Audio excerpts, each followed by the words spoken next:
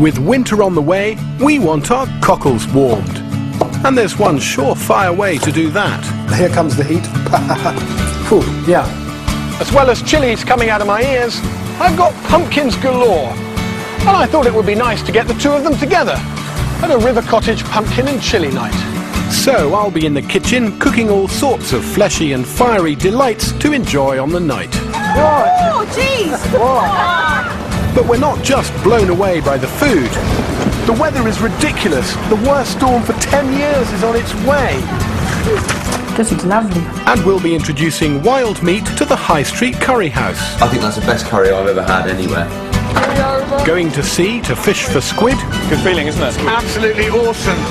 And going to Sheffield to discover the latest landshare story. It's a bit of a turkey. I was just starting to have visions of myself heading back south with a bird under each arm.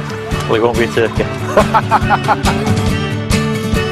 Ooh, that's good. Oh, yes. That's the one. Easy. Tender. Outstanding. Perfect.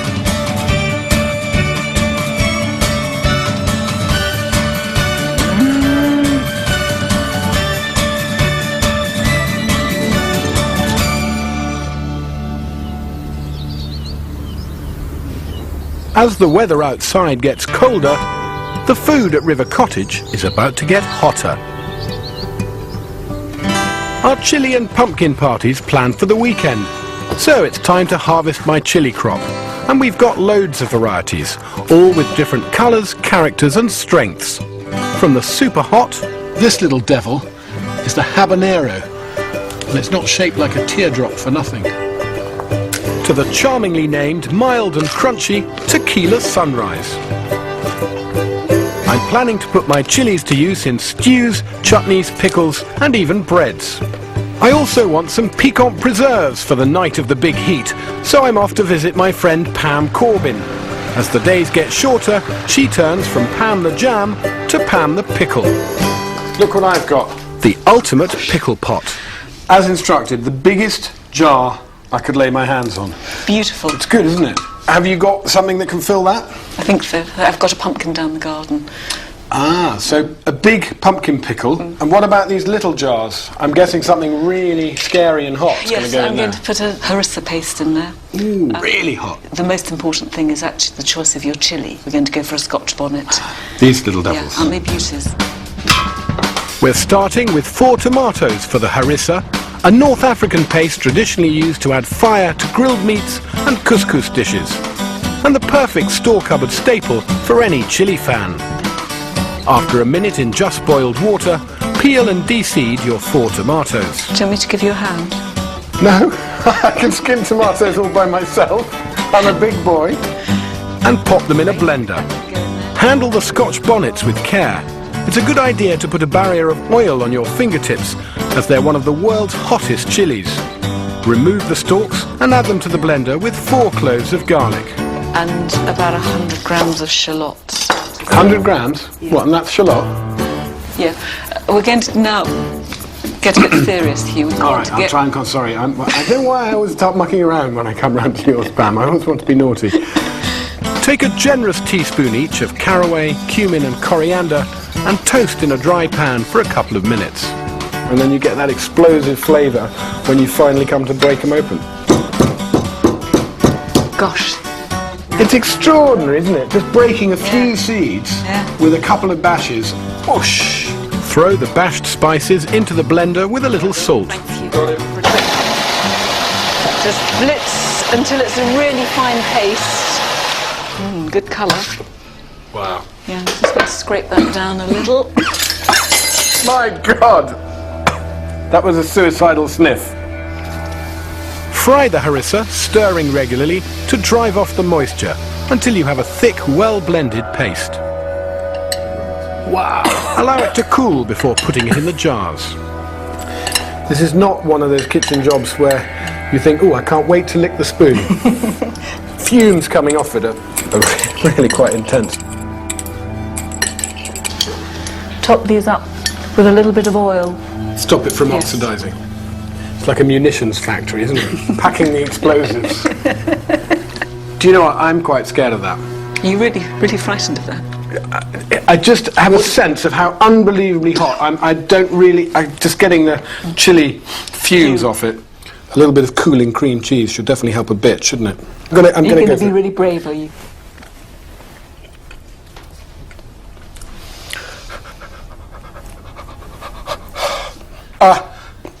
Whoa!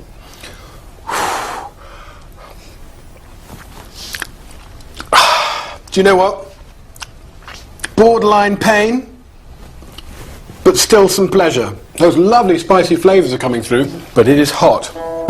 After cremating my taste buds with the ferocious harissa, it's time for the less fearsome but very flavoursome pumpkin pickle. It's incredibly easy to make, and you can use almost any firm squash or pumpkin as a base. Chop the squashes into cubes, blanch for just a minute in boiling water, cool, and then pile into the jar. Almost a perfectly packed pickle pot so far, isn't it, Hugh? It's a perfectly packed pickle pot, Pam, yes. It's a perfectly packed pumpkin pickle pot. Is Pam's perfectly packed pot of pickled pumpkin? I think it is, Hugh. For the pumpkin pickle, we're going to use my pretty punchy Acai Limon chilies. To the de-seeded chilies, we'll add 2 onions, 10 cloves of garlic, the juice and zest of 4 lemons, and 500 millilitres of oil. Cook the whizzed mix over a medium heat, along with 5 teaspoons of turmeric, 5 teaspoons of peppercorns, 500 ml of lemon juice, 5 teaspoons of mustard powder, and 5 tablespoons of salt. How long does it cook for? 5 minutes. Yeah, of course. Finish with 5 cups of sugar and 2 500 ml bottles of vinegar. Pam's pot of well-packed pumpkin should be properly pickled by the end of it. And well preserved. Like you. Pam's pouring pints and pints of her perfectly produced pickling preserve on her well-packed pickling pot of pumpkins. You know, Pam, it's going to be interesting to see if the peppercorns can pick a passage past the pieces of pumpkin. Ah, I see, you've got a prodder to poke them past the pieces of pumpkin. Do you know any other P words? Look at that! Peppercorn penetration. Perfect. Serve with anything from a curry to a ploughman's. Stir into stews and tagines, or dish up as a simple appetizer sprinkled with sesame seeds. Bit of crunch. The lovely crunch, and the sweetness of the pumpkin is still there. But all those beautiful flavours. That's an absolutely lovely pickle. I'm guessing this enormous jar will be empty by the end of our pumpkin and chilli night. It's a pickle you can pile into. Coming up, the chillier it gets outside, the chillier we get inside. Isn't that pretty? That's outstanding. And I find out if a young Cornish fisherman can spare me a couple of squid. If there's nothing here this time, I'm going overboard. That can be arranged.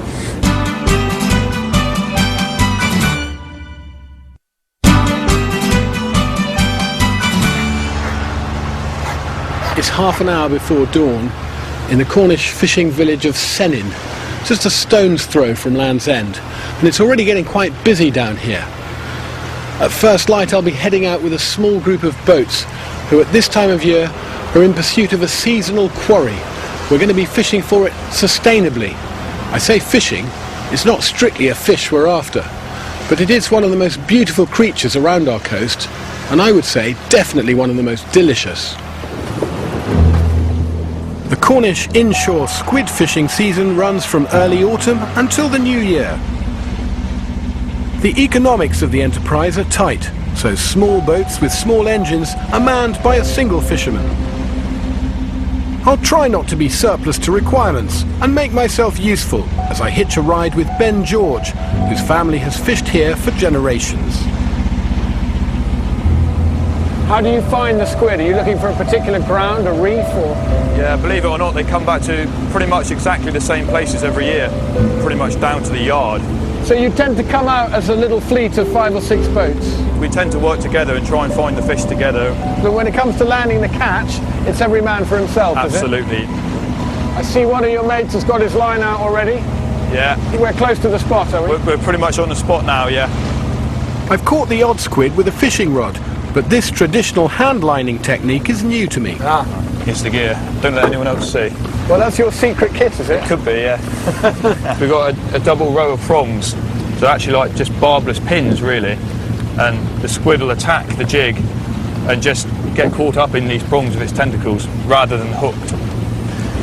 Going fishing is always extremely exciting for me, but when it's something you haven't done before, well, that's extra exciting. And I've got little squiddy-shaped butterflies fluttering away in my tummy. We've got one on here, Hugh, I think. With the hooks on the jigs being barbless, a steady retrieve is vital, or the squid will free itself from the line. Two. He's got a pair, he's got a pair. Pair coming. Oh, he's come off, one has. Wow, look at that. Look at that. What an extraordinary thing. What an absolute beauty. You let it actually bump the bottom. Just touch the bottom and then quickly Straight up. and then just very slow retrieve. That's it. No, that's definitely, yeah, definitely, Right. we're definitely on now, definitely Right, on okay. that. Definitely on that. What makes this such a sustainable form of fishing is that the squid is being targeted so effectively, so unambiguously. You're not going to catch anything except a squid, maybe the occasional cuttlefish. And the other thing is, one man, one boat, one line, you're barely going to make a dent in the overall squid population. Still on. Oh, whoa, whoa, whoa. Deceiving, aren't they? Nothing. Lost it. Straight down again? Yeah, straight down to the bottom. Sustainability is all very well, but I would actually quite like to catch a squid. Whoa. Just a little slap in the face from the wave just to rub it in. Oh. Oh, I had one on then. Really? Yeah. Okay, I'm absolutely betting on this one, Right. Ben. Okay. If there's nothing here this time, I'm going overboard. That can be arranged. There's one. Whoa! Two. Excellent. Three over. And a face full. Four over. Excellent. Wow! That's more like it. Good feeling, isn't it? Yeah. Now I feel I know what squid fishing is about. That was proper squid. Absolutely awesome. The squid-shaped butterflies have finally left my stomach and been replaced by a squid-shaped hole. How do you like to cook your squid, Ben? Well, believe it or not, Hugh, I've never actually tried squid. No! Yeah, straight up. No! You're kidding. I've got bacon butties on my mind at the moment, to be honest. No! But are you willing to give it a go? I'm really looking forward to it, yeah. Fishing